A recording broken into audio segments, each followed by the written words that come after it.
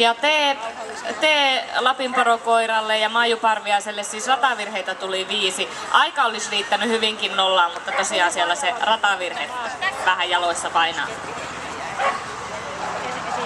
Ratavirheetöntä rataa toivotaan tietenkin tälle Julialle ja Anna Nylundille.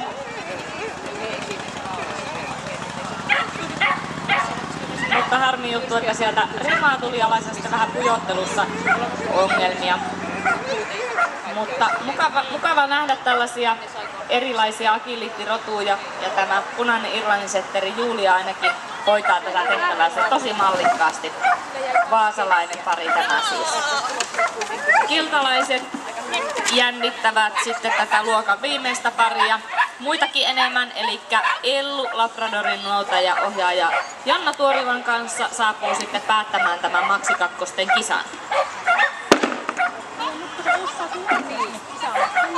Näin siistiä vastakäsiohjausta, tämä ne vaasalaiset osaa. Se oli hyvä.